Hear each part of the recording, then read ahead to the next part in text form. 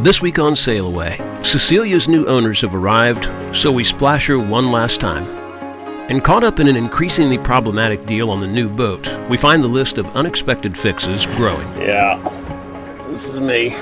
Definitely working. Reel him in. Oh, there it is. Okay. Oh, I got one. So we focus on items we think we can fix either free or very cheap, because we don't even own this boat yet. Just some of the silly stuff you find on a boat that you're fixing up. But now we have major issues other than just the new boat. Right now, our dinghy motor that we bought new 3 years ago went kaput. My work computer has completely taken a dump on me. But as we barely keep our heads above water, it becomes increasingly important to appreciate the joy wherever we can find it. Lucky for us, around here, we don't have to look too far. Ever wish you could escape normal life and experience more of the world? So maybe on that island. Well, we did just that. We sold everything we owned on dry land and sailed away. Promise me that we'll sail away. Now we are roaming the planet in search of new adventures and sharing it with you every week. Just promise me that we'll sail away. So hit subscribe and escape normal with us. I'll be yours forevermore. Come on, it's just that little button down there. That's it.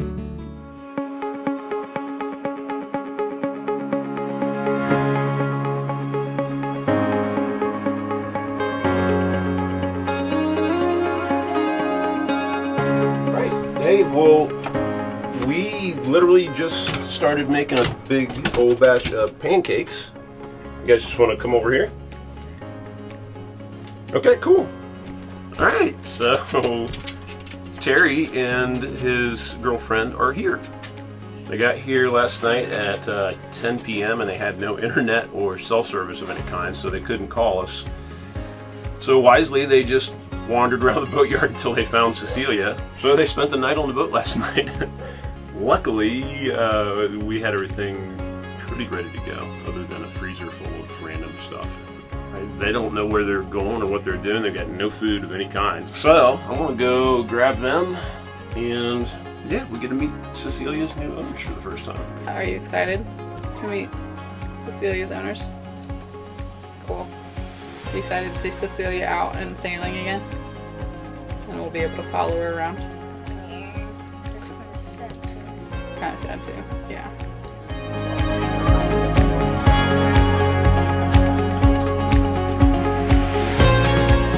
Alright, we are gonna go launch Cecilia again, just like that. They had told those guys they would get them in at the end of the day, and apparently they want the end of the day to be now. They've only got them left on the docket, and they don't want to wait around till lunch, so they're skipping their lunch just to put Cecilia in the water, and Let's go do it. yeah. Cecilia's going in one last time with us as the owner. A little choked up. So we're living on our new boat, but we don't technically own it yet. And the new owners of Cecilia are moving aboard, but they don't technically own her yet either. We promise to explain soon how both of these unconventional deals came about. Suffice it to say that having the new owners of Cecilia show up and actually take possession was a major step for us in juggling both of these deals.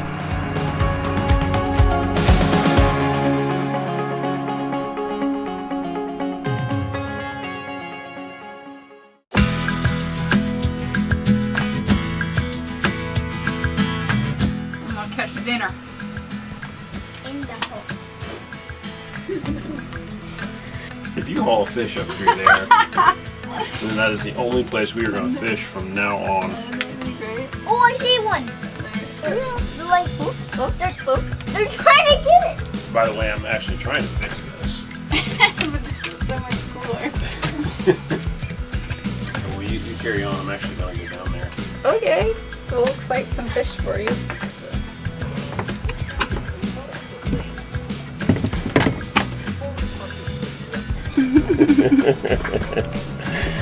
Yeah, this is me. Can I Trying to fix somebody's bullshit fix. Trying to fix the fix. Very careful. Can I put it down now? Not until Daddy's out of the way. Definitely working. Reel him in. Yeah, I'm trying to. Oh, there it is. Oh, there. Oh, I got one. Okay, let's bring him. You got him all the way up. I don't want to. Stick him outside. I got Look it. at that little fish. That was fast. That was easy. Joined it. Oh, look at They're a that. little too little. Yeah, they're pretty little. Well, we did catch one fish. Not 6, which we think would be approximately one portion of fish. Well, what I was actually doing when the fishing took place was trying to fix this escape hatch. When the boat showed up, they got beat up really bad and sailed in really rough weather because they chose to leave when there was a huge low pressure system going across the Caribbean. Tried to go across the top of it, which didn't work, and wound up taking really heavy waves and wind. And when they got here, the owner was like, I don't know what's going on with this escape hatch. It's like water gushing in on the floor, and there was a plastic bag stuck in it and all this stuff. It's like, I don't know what's going on with that thing. After I got to looking at it, these are the latches that attach on the corners. At some point, these have snapped off, and then somebody chose to take the tips that are supposed to be coming off of here and just screw them on top of it, which meant that the hatches were only closed, you know, however thick that is, over a ½ inch less tight than they're supposed to be. So there's really like almost a ½ inch gap along that edge and, you know, most of these. And then to make it worse, that hinge is like a really long hinge, and I was just down there trying to see if I could do something with it. The end of it is broken, but it's fine here, and it's got a whole big long centerpiece that's fine. And if you shut it tightly, it seems to seal up all the way around the edge. Instead of 2 broken hatch handles that have been screwed together, I decided to go through the giant bag of hatch parts that's on the boat. They're not the same brand of hatch, but they appear to be the same diameter of piece that fits through there. Looks to be about the exact same height as it's supposed to be. Pretty darn close to it. So I want to give it a shot with 2 of those mounted in there and see how well it'll close. It's got to be better than what it was. But I guess we won't know until we sail on some waves. Then we'll find out.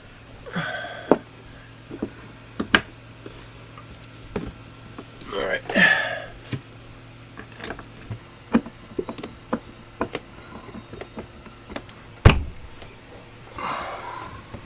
Bam. Much better. That's tight. Yeah, it is. Oh, there it goes. Oh, there's tight. I will take that. Take that in. It's nice and tight seal all the way around now. Even with that busted piece of the hinge back in here, but it's like I drew the whole thing up nice. I fixed something. Yeah. And for free, because there was a whole bag of those parts on the boat. Wonder why. Yeah. You know, technically they don't go with this hatch, but it's a hatch. Yeah. And as it turned out, the measurements were perfect, so we'll take it. Free parts and fixed hatch. What's next? Celebratory drink. Well, we have started the next phase of this boat transfer journey. The new owners of Cecilia have shown up. We got them in the water. They're sitting over at the dock right now, right outside of the boatyard, but they only had that dock for one night, so they've got to come out into the anchorage, which is awesome. The only problem with that is right now our dinghy motor that we bought new 3 years ago went kaput probably a week and a half ago, and we sent it to the guy that works on motors here, and he opened it up and we have a chunk out of the block. Yes, the block. It's at the shop right now, and luckily they think they can weld it, so we should be getting it back sometime soon, but we don't have it yet. And we've been using the other dinghy motor that came with this boat in the meantime, but we are giving that to Cecilia's owners, and since they're coming out into the anchorage, they're going to need that today to be able to get to shore. Right now we're doing the last little bits of things that we can do on the dinghy with the motor. That includes going and getting some more water because this boat does not have a water maker. So we've just been going back and forth with jerry cans. Go get another 60 liters today, and then we're going to go run to the grocery store and stock up as much as we can because again, we don't have refrigeration, so we can't do a ton. That's boats. Am I right? It's always something new. We should be closed on this boat soon. Every day it seems like it's getting closer and yet not progressing at all. But now that Terry and Terry, the new owners of Cecilia, are here and have Cecilia, it should be start moving along. That's all for right now, I think. We'll see you over at the water dock. Water in Carriacou is very expensive because there are no natural water sources on the island. And because we were hoping that soon we'd have these boat deals done and be able to move on, we didn't want to pull up to the dock and fill our 275-gallon tanks. So it meant we hauled it to the boat 15 gallons at a time, way too many times to count. Alright, we got the water, now we just gotta put it in the boat. Gotta find the super special key. This. Sunrise over the water. I swam over and under. Get lost. And make sure we're filling up the one that says water. That would be bad if it was not. I just gotta remember I was made for this.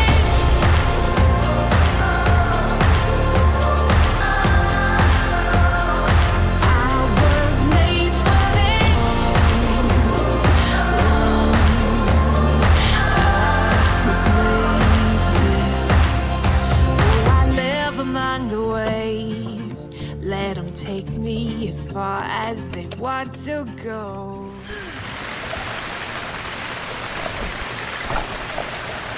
Lucky for us, trapped as we somewhat were, the swimming in Carriacou is absolutely beautiful, even during a rainstorm.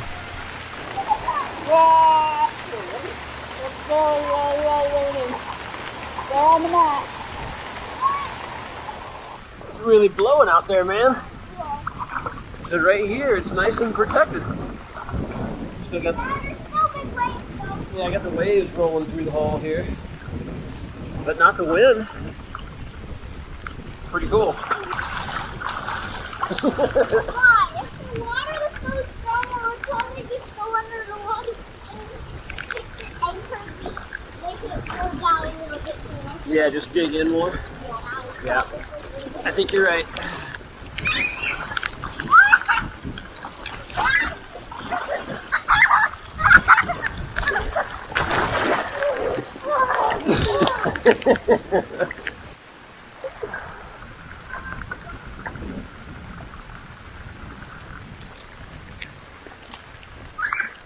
Well, we've had an interesting afternoon. It is, I'm not going to say dead calm because it's not. We got just a little bit of wind, but we had a storm kind of go by to the north, and we finally got hit by the edge of it, but it had everybody turned around backwards.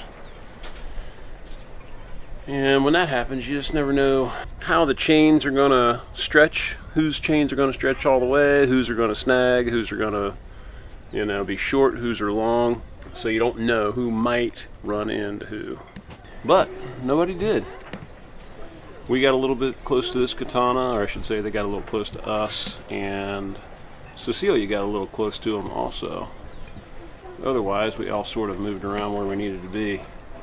Right now, we're all going different directions.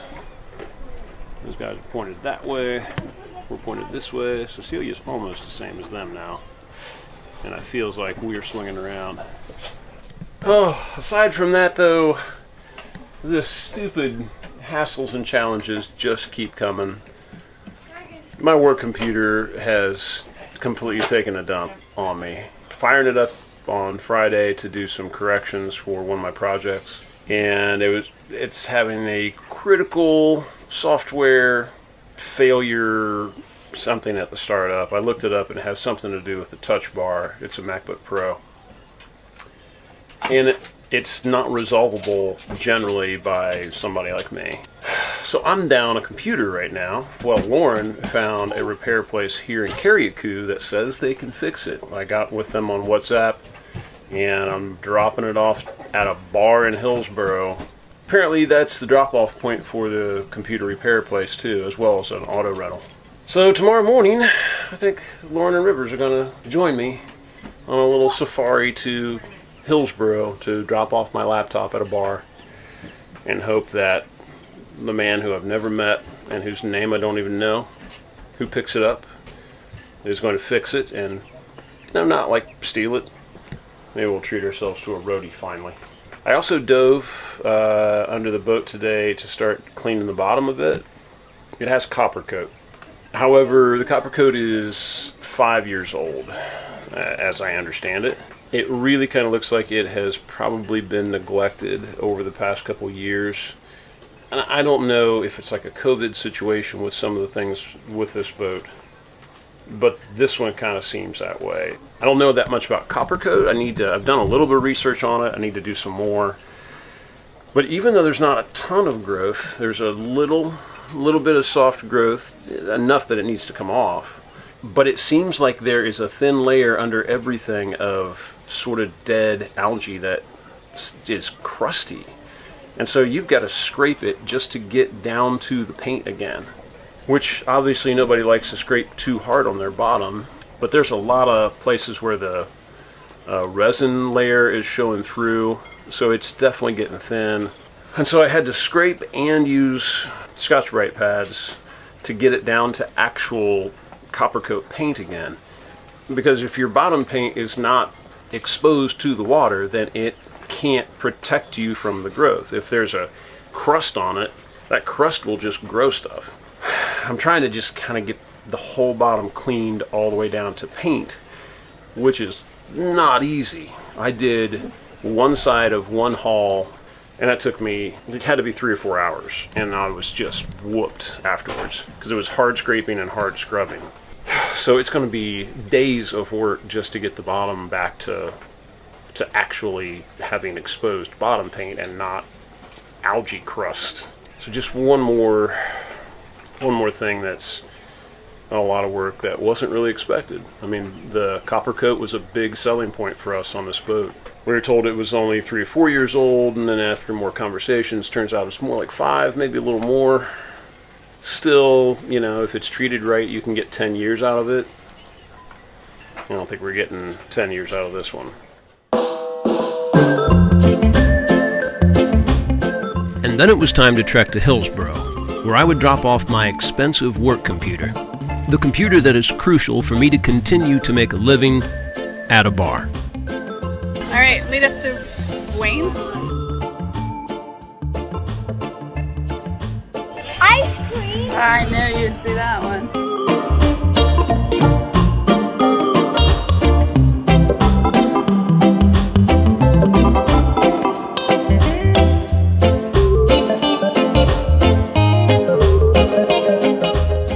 Wayne's Bar in Hillsboro is not only a pretty nice bar, it's also a car rental service and a FedEx location. I'd actually already been there to ship off documents for both boat deals at great expense.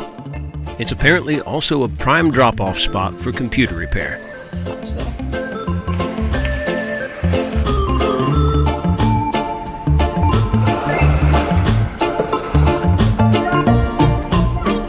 What do you mean?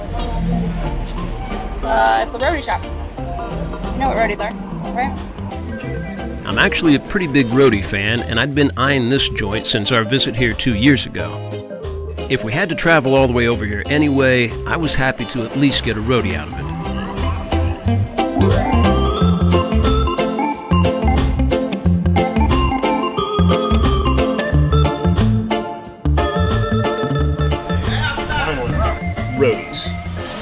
For those who don't know what a roadie is, I think they're from Trinidad originally. It's sort of like the West Indies version of a burrito, kind of. But it's, instead of what it has inside of it, is basically like curry. So curry, sauce, potatoes, sometimes carrots and peas and stuff like that. And then whatever meat, chicken, beef, goat, whatever. And we had them quite a bit our last pass down through here. But for some reason, it seems like in Grenada, they prefer bone-in chicken in your little burrito thing. And we just don't get it. They're really good, and we figured out you can get boneless ones down here. Is there anybody out there that's either from the West Indies or from Grenada? We got these from Mom's Trini Roadie, which is obviously like a locals hotspot. It's Friday and Saturday only. Tons of locals crowded in there, throwing in their orders, and they just bring out a wave of roadies, pass them out, everybody pays for them, and take another round of orders. It's really cool. But yeah, bone in. And it's just like, you're constantly just picking stuff out and picking it out of your thing, and like, it's just, I don't get it. We're, as Americans, I guess, or whoever, we just think of anything, it's like a handheld food unit, burrito, sandwich. Like, the idea is for it to be kind of convenient, you know, kind of neat. It's all in a nice little bundle. You just eat it. You don't have to work. So, but obviously here, it's just part of it, and they don't mind it a bit. And I'm just curious if anybody has any thoughts on that who is from this area, because we don't really get it. We want our sandwiches boneless. So we'll be asking from now on, just to be sure. I managed to get my computer to the bar, and the guy confirmed he got it, and he's working on it. And tonight we're going back to Circus again, and we're gonna go there with our buyers of Cecilia. I think they just showed up, so I gotta stop talking and get out of here.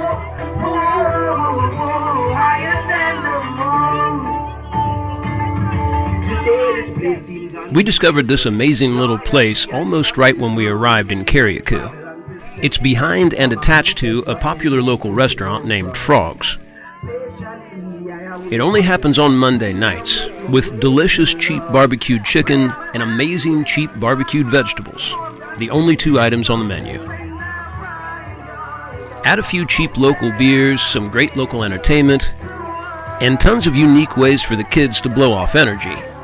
And it became an essential weekly escape for us.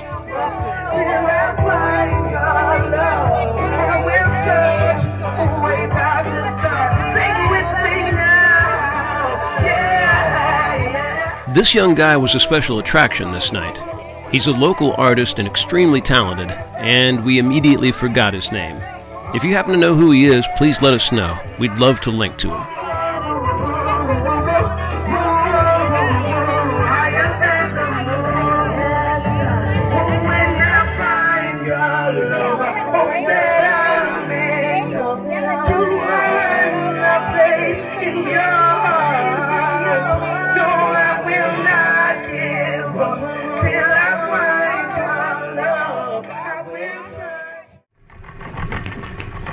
Day number 658 of sitting here in Tyrrell Bay, trying to get through both these boat transactions. But while we're waiting, and while I'm waiting for my work computer to come back, we're getting a few things done. I've been working on getting the graphics off of this boat. One side basically done. I still got to get the goo off of there, and we'll have to give it a good buffing to get it, the whole side down to the gel coat that's underneath those letters. But I think it should look pretty sweet once we do that. So now I just got one more side to do.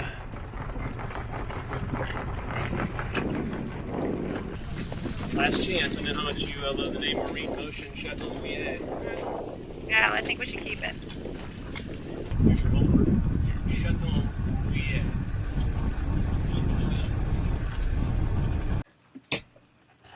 No more Marine Motion or Chateau Mouillet. Looks like a lot more than that on the boat. Just one side, all of it. So, back to your pop quiz. CATAMARAN, directly translated, is wet kitten. Translated with a little more slang involved, it's a slightly different thing than that. I have to admit, I chuckled the first time I heard it, but obviously not really the name for us. Good morning. Time to haul my ass up the mast. You're gonna miss your electric winch really soon here. I already do. Today, I'm gonna go up and attempt to fix our lazy jacks. In addition to checking our deck light and our steaming light, neither of which have apparently ever worked since the previous owner owned the boat. I guess he didn't need them. Check those and see if, maybe we'll be lucky and it's just bulbs. That'd be great. But right now our lazy jacks are jacked. I'll show you.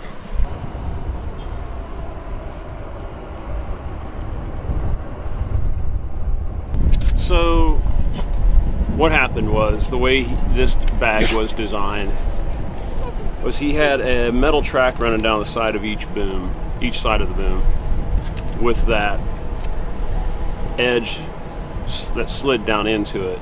And then the lazy jacks were attached to the bag. They sailed in really bad weather, and it broke. yeah, one of the reefing lines broke, their main reefing line, and caused all the weight of the sail that was bellied up in there to just rip the entire lazy bag off the boom. Lazy jacks pretty much shredded. So when they got here, the lazy jacks were tied and twisted and run in all kinds of weird directions, and the bag was completely useless. Right now we've got it just loosely kind of tied on there as a cover. We're hoping we can re-sew that and maybe get it to function again as a lazy bag. It's kind of rough anyway, so I'd love to have a whole new one made if we can, but I mean, we just got so many expenses right now. Like, we're trying to do as many things cheap as we possibly can, or free. That means we're going to try and make do with what we got as well as we can. But for now, I got to get up there. That line is ready to let go. Lauren's gonna hop me up there just like that. Bam. And I'm gonna replace those two top lines of the lazy jacks and then rerun them close to correctly. The boom's not really set up with the right connections in the right place. But until we figure out what we're doing with that bag and if we're gonna try and remake it, I don't want to put new hardware along the boom and screws into the boom if we're going to wind up changing it and using the straps on the bag. I just don't know.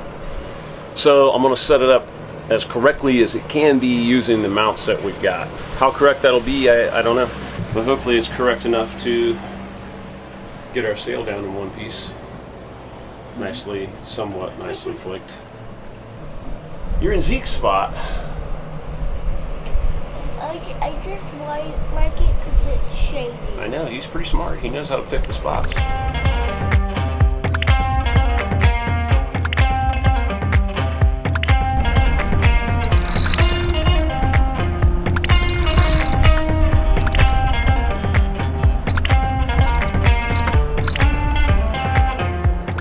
Right, here I am. Say hi. That was kind of difficult. So I tried our surveyor's method to make it easier on the person bringing you up. And that is, they just get on the winch and tail, and for every scooch up, they just bring the slack in tight. But you climb a big chunk, they pull it in, and you basically kind of put your feet on the mast and pull straight out and grab hold of whatever you can to pull up. That was exhausting. Pretty good view. Not even all the way up.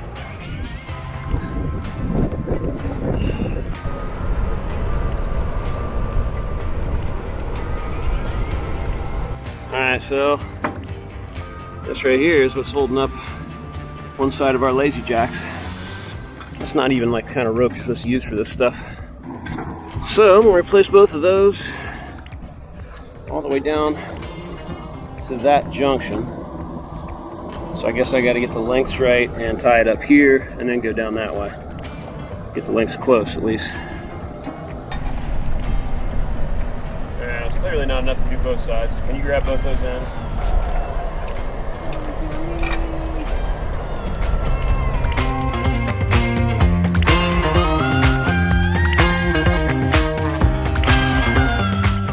Well, in the blink of a YouTube eye, here's our, I'm not going to say finished Lazy Jacks, but our provisionally, temporarily finished Lazy Jacks. But for now, at least, it's set up the way it's supposed to, with 2 cascades down and actual functioning blocks all over. The blocks at the top were devoid of any ball bearings. They were just little tin things with a plastic piece in the middle. It's a miracle those had not busted loose. And that line at the top was 3-strand dock line. It's just some of the silly stuff you find on a boat that you're fixing up.